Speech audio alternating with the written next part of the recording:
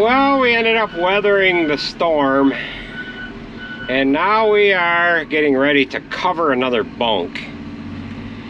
We ended up filling this bunk here with BMR. We are done chopping BMR now. We covered the bunk next to it last Friday, and then we started filling this one, well, the following day there on Saturday. That day we got done covering that bunk, we only chopped like 3 or 4 loads. We ended up having a problem with the head on the chopper, and now we are putting conventional in that middle bunk there. So we'll get this covered and then we'll get back to chopping. We've got,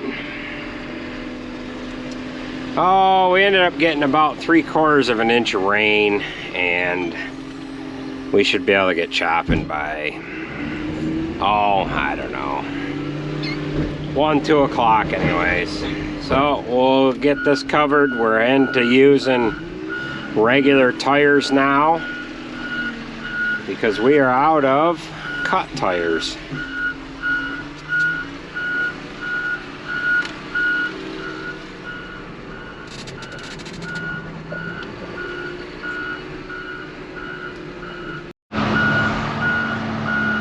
Well, we've got that all covered. Everybody's got to run and get cleaned up, and we're gonna head to the field chopping. It took just a little over 3.5 hours to get that covered, and it was 11.5 truckloads of tires.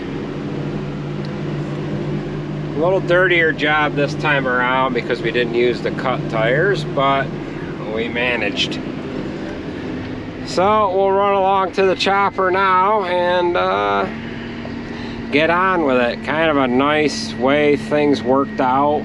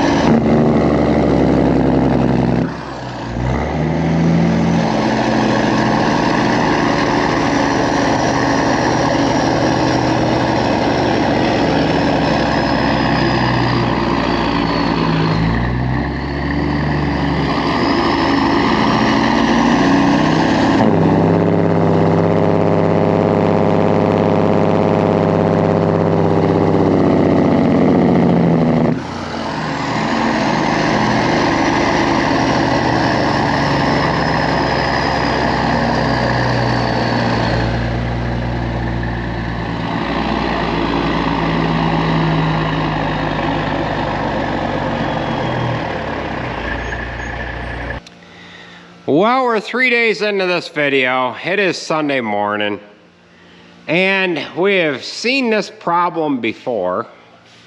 And what we have going on is there is a vacuum suction unit on this chopper that sucks the debris off of the rotary screen, and it is in here behind this panel. Well, what am I pointing at? The hydraulic motor is right there. It drives this belt, and that in turn drives this. It's a blower, but it's creating suction to pull debris off of the rotary screen, and then it's also pulling the heavy debris off of the air filter. Well, 3 times now, this bracket that holds that orbit motor, it gets all cattywampus, ends up wearing out the pin, and there's a, well, we'll show you once we get it apart here. But I noticed it chattering here yesterday, or I heard it chattering, and being that we've had this problem before, I kind of keep it on my radar. So I have welded the brackets twice now. This one here I kept from last year. The first one that I welded, I threw it out and I replaced it, and I didn't ever think I would see the problem again. But what we'll do is we'll have to get this panel off of there, and then we'll kind of discuss the problem that we have, and we're gonna just put that welded bracket back on there. So let's get this panel off, and then we'll get into changing out that bracket. So I'll explain it in a minute or two here.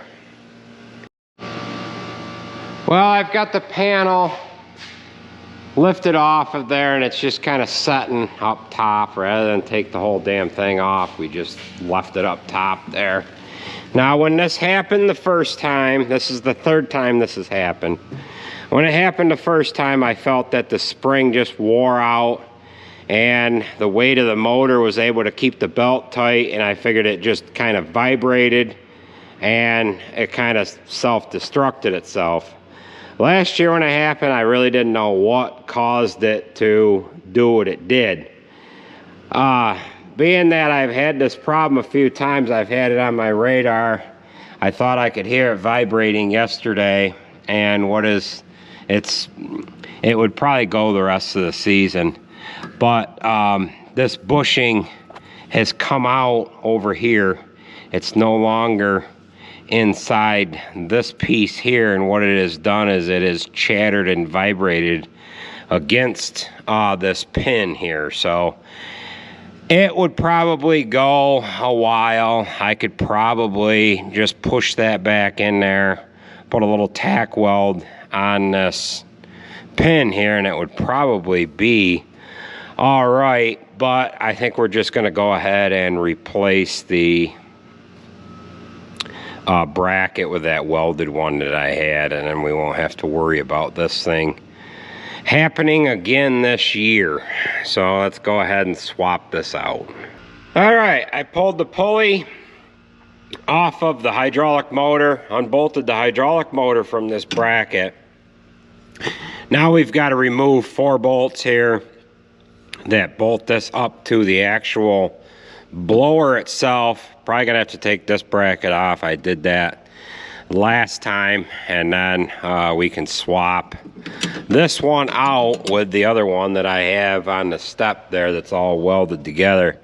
Now this bushing, this little sleeve here, came out of this spot that it's in. I could probably put a little tack weld there and one on this other side here, but we're just going to go ahead and replace it. I think if a new one ever gets put into this, that's what it should have, is it should have a snap ring groove or something to keep these bushings in place. And there is the phone.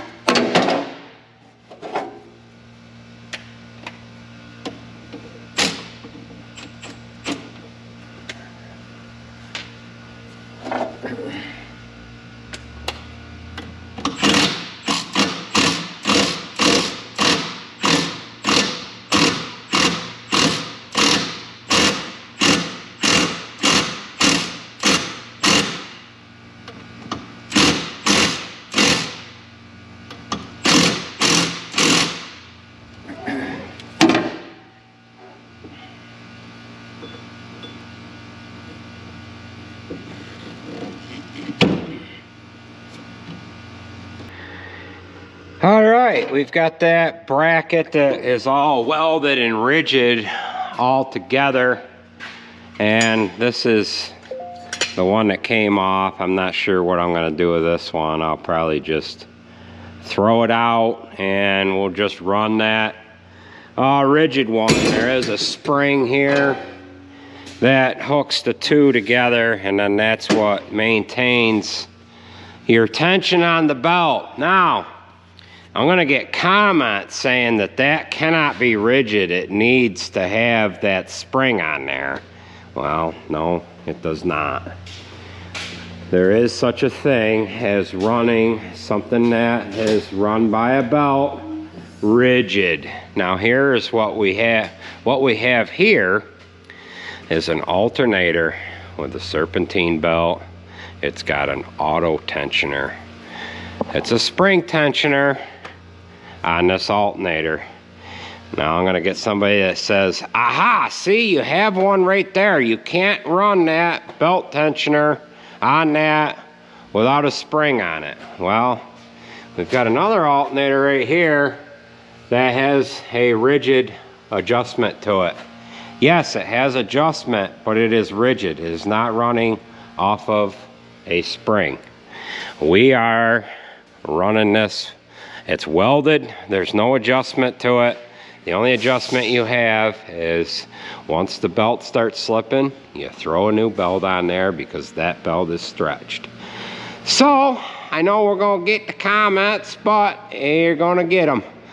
So, we'll get that panel back down on here. Before I do that, I'm gonna blow this area out with that cover on there. And this gasket here, we aren't able to get that stuff blown out of there when we do blow the chopper off at night here. You could kind of see, the other workings of this. There's a blower inside this housing right here.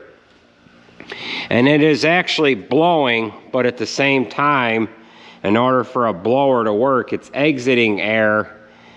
It has to take in the same amount of air that it is blowing out of itself. So it blows the debris down right in front of, or right behind the front tire. It's pulling it off the rotary screen, and it is also pulling it off of the air cleaner. I know some guys will say, oh, our Klaus chopper pulls it with the blower that is on the chopper that blows the feed into the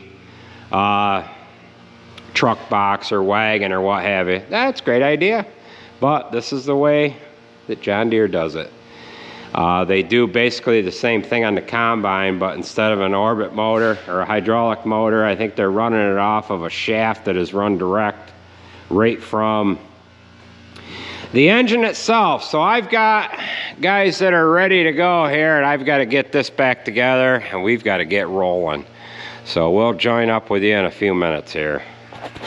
Well, we got that all back together. We're just sharpening the knives right now, and then we're going to be able to roll out here.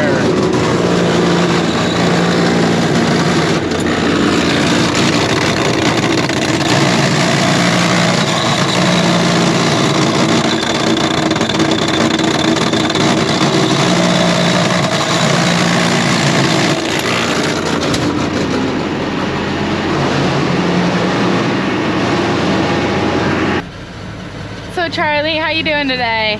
I'm all right. How are you, Sarah? I'm all right. We're just both all right. Corn is interesting. I should clean my windows. We're just getting dirty again. Why would you clean something before it dirty? Yeah, apparently my truck is really dirty. That's what I was told in the comments. So, it's just dust. Just send us some cleaning supplies. If anybody wants to come clean it for me, I clean it and then it just gets dirty again. So, there's no garbage. Absolutely no garbage. Except for 2 rocks. So, I don't know. The exterior is pretty dirty though. Oh no, oh no, oh no. You're good. Wait, am I good? Yeah, I think you're loaded. Am I good? Yeah, you're loaded. I Alright, are you driving home? don't know if you want me to. There's quite a bit of hills. Okay, don't tip over. Stay on that patch of ground that's been driven on a lot so we don't have any of the corn stalks smacking the truck. But don't take this like you did last time. Take it. Start turning now. Go up this part of the hill. I guess. It's a little bumpy right here though. Okay, slow down. Goodness gracious. Alright, you're good.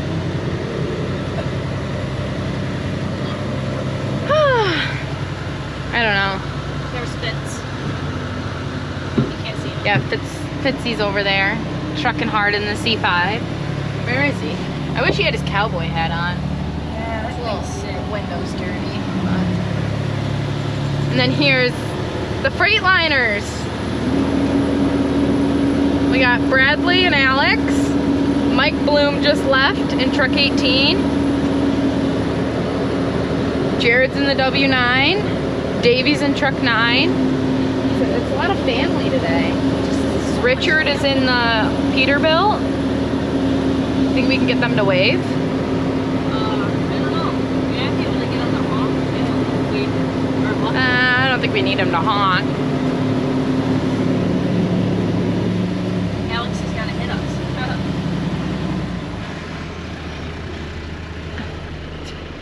Are you kidding me? No hands on the Here's wheel. Allie. Oh, she honked. Oh, we're all honking. We're honking. We're like gooses. Alright, are you gonna drive? Do you want me to? It's if you want to. I don't know. Those turns are pretty scary. Okay, well, we'll let you drive empty. Okay. Alrighty. I'll stop right here to give you some. Okay. Oh wow, you just really... Okay, the brakes work good. Yeah. Here's some. It's dirt. There's the dirt. Oh my god, you stepped on my seat. Oh my god, my bad. Here. Dust The truck it off. actually is a little dirty right here, but that's because Andy freaking smoked my open window with corn. Just a tad. Oh. He didn't want to go. There's a fly right there. That's really nice. We're the queens of filming things that don't need to be filmed. Yeah. Dad was like, oh, just film like, you know, the bunk, some bunk stuff. And there's that. Yeah, I think maybe we'll come back. Should we come back? You'll get out and film dumping and stuff. Yeah. Oh my frick. So we'll come back. Here's we'll get that little gander. Little gander over there.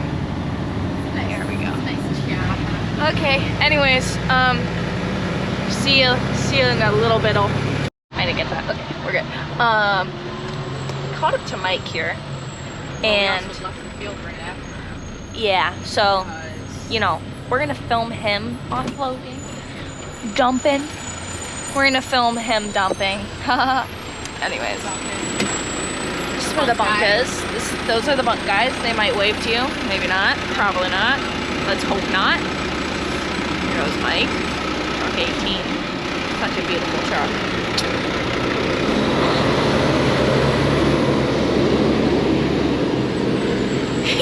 He waved at me. Anyways, yes he did. Sarah's backing up into her spot. Well, I should have got out, double deuced it.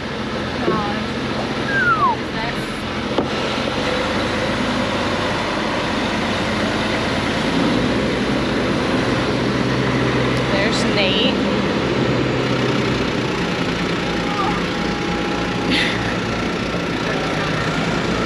No. Oh. Blocking our shot. Holy nuts.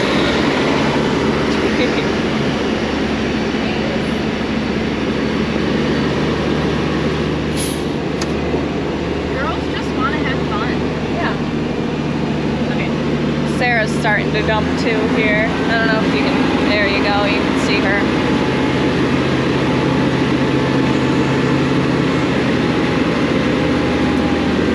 There goes Mike. Little spoon. So, wow, he is grooving. There goes Sarah's load. It's like liquid.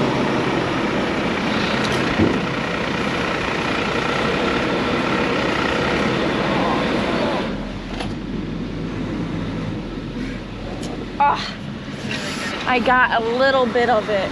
Sarah's box is going down. Oh, so beautiful. Sure everything goes well and I don't mess up. Ooh.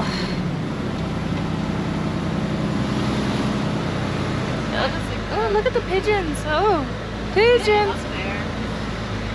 The clouds are so pretty. Some of them, not really all of them. You want the driver's seat back? Do I want the driver's seat back? Yeah. I don't know. I kind of like being a passenger. Just kidding. I can take the driver's seat back if you want me to. Oh, here is the C5. Fitzy Fits, which he was getting loaded when we left the field. There he is. Here he is loaded. Ha! You wave? Yep. What a guy. Beautiful, beautiful, all around. Anyways, toodaloo. Ha!